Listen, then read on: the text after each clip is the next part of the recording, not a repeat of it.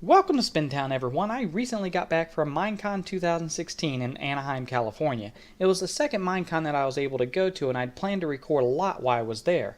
Unfortunately, my camera decided to kick the bucket, and I didn't end up recording as much as I had hoped. But in today's video, I'll show you what little I did record, take you through my entire trip, and give you my thoughts and opinions on what I saw. And then at the very end, I'm going to compare it to my previous trip to the Orlando Minecon in 2013. I started off by flying out of Dayton to Charlotte on the 23rd. Now let me tell you, the people in Charlotte, they're a rowdy bunch. On TV I saw bonfires in the streets, beatings, lootings, and people stating Black Lives Matter, which I didn't really understand. A lot of them were doing it while laying in the middle of the street. If Black Lives Matter, why are you laying in the street? You might get hit by a car. To say the least, I was happy to fly out of Charlotte and get away from the terrorist organization that is Black Lives Matter. My next stop was LAX, but the flight there was horrible. I'm a pretty big guy, so I make a point of going out of my way on planes to not take up more than my share of space. I always give up the middle armrest and in general just give people as much room as possible. The guy who sat next to me on the flight to LAX was about 150 pounds heavier than me, and he brought along his dinner. Because that's never annoying. So the entire flight I'm pressed up against the window and him. It was uncomfortable and hot as hell cause for some reason it felt like the air wasn't even on. What made it worse is on my flight to Charlotte I froze my ass off, so I bought a hoodie and put it on before getting on the next plane. By the time I landed I could hardly stand up, my knees were locked up, my back was killing me, but I did finally manage to stumble off the plane and get my bags. And then I met up with my chauffeur, LMAX77. He dropped me off at my hotel and then went to his hotel to meet up with ECW. After having a horrible experience with my hotel at Minecon 2013, I made sure I spent a little extra for a decent place. If you want to see how bad the 2013 experience was, you can click on this annotation to watch my old vlog about it.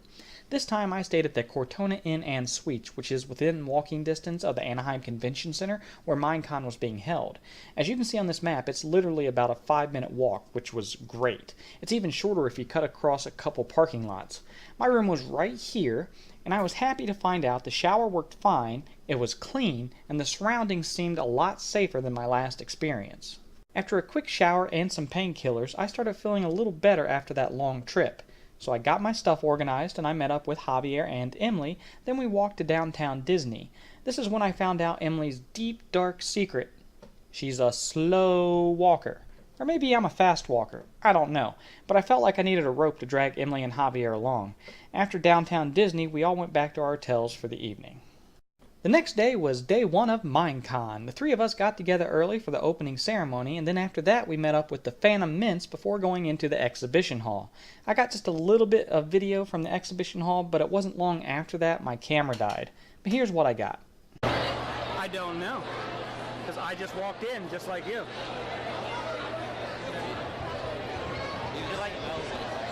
Yeah, it smells like Minecraft. Next time I open the game, I'll have to pay more attention to how it smells. Oh, it's for archery. Yeah, for the game. Well, it doesn't have like the epic entry like the last one did with the huge statue coming at you. But That makes this cool though. It's like a village, a Minecraft village. That's what I like about it. Kinda.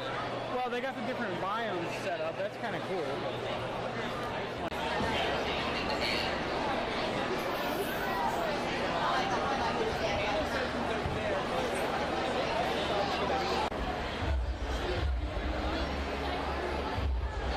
Oh, it moves. It moves? I didn't see it move, damn it. Oh, okay. Oh, yeah, there we go. Minecon, you might be feeling a little bit world weary and you come to Minecon and you're like, it's like a shot of energy in the arm. Oh, absolutely. We'll see about like 20 maps from this. Yeah? Oh wow! Yeah. Yeah, your heart meter like just fills back up, and then you go home and you just get just going, great, nice. Oh, absolutely. You know, we're all map makers. So that's all the video I got. We all went to the costume contest next, then after that John ended up leaving to go to another event.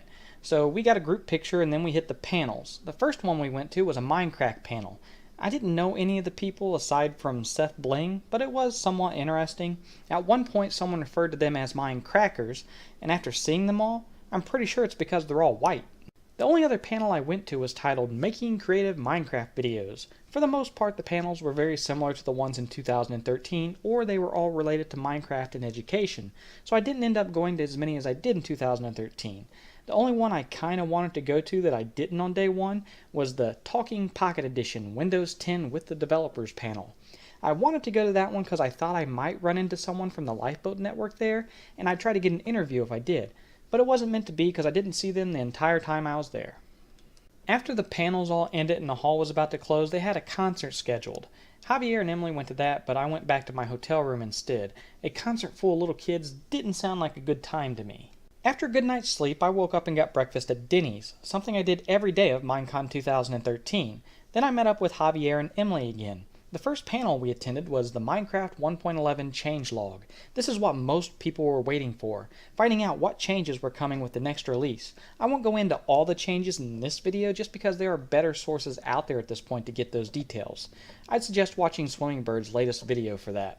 We also attended a casual chat with Jens, lead developer of Minecraft. I got great seats for this because I picked the front row behind the Make-A-Wish seating section. I figured a lot of these kids would be dead before the show started. My theory may or may not have been correct, but there weren't many sitting in those seats when the show started. I really enjoyed this chat because we got to learn some things that might be coming to Minecraft in the future. Some things like turtles were mentioned as possible additions, but hadn't been added yet because they didn't have a use for them. For instance, what would they drop, and what would they be used for? Having the stars in the sky not be random and having constellations was mentioned as being on their to-do list, but nobody had gotten to it yet. Birds were also mentioned as being long overdue. But the most interesting thing for me was what he said about combat. He said the current combat system isn't even finalized, and that a second competitive PvP mode is a possibility. Again, we didn't do a lot of panels. I wanted to go to the panel for Minecraft Story Mode, but it was being held in the exhibition hall. It was so loud in the hall I decided to spend my time trying to win the Hypixel Parkour contest instead. I didn't end up winning, but I did okay. The problem was there were multiple paths you could take on the course. I took the path that looked the fastest and I spent 60 minutes perfecting my run. After I was convinced it was nearly impossible to improve my time on the path I took, I found out I was 7 seconds off the lead still, which means I wasn't taking the right path and I decided not to start over with a new one. I just called it quits and moved on. At the closing ceremony, Ant Venom, aka Guy Who's Too Scared to Try Spincore, premiered a new music video with music by Pedro. The video turned out pretty well and you can watch it by clicking on this annotation. The only other thing of note during the closing ceremony was some douchebag got up on stage to hog the spotlight from kids who won the various Minecraft contests over the weekend. He was doing stuff like this all weekend apparently. I saw him get up on the stage during the costume contest when he wasn't even in costume. He was flipping off the live stream, asking stupid questions during panels as a joke. I don't understand why you'd want to make yourself look like a total asshat publicly, but this guy did.